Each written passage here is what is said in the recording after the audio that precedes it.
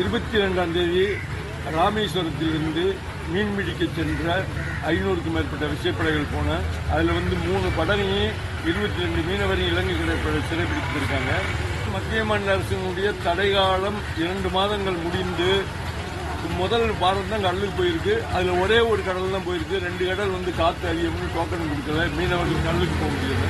ஆனால் அடுத்த வாரம் முதல் கடல் போகும்போது சனிக்கிழமை போயிட்டு ஞாயிற்றுக்கிழமை வர்ற நேரத்தில் 3 படகு 22 மீனவர்கள் பிடிச்சிருக்காங்க.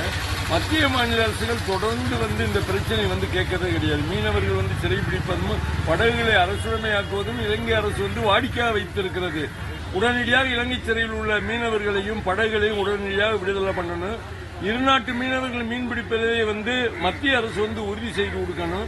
இருநாட்டு மீனவர்களுடைய பேச்சுவார்த்தை தடைபட்டிருக்கிறது. அதை தொடர்ந்து பேசி இந்த பகுதியில் கச்சதீவு பகுதியில் மீனவர்கள் மீன்பிடிக்கலாம் என்ற எண்ணத்தை மத்திய அரசு வலியுறுத்த வேண்டும்.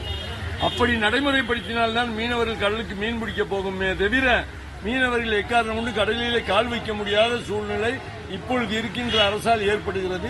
இது உடனடியாக தடுத்து நிறுத்தி மீனவர்கள் மீன் பிடிப்பதற்கு அவர்களுடைய வயிற்று பிழைப்பை உறுதி செய்வதற்கு மத்திய அரசு மாநில அரசு பேச்சுவார்த்தையை தொடர்ந்து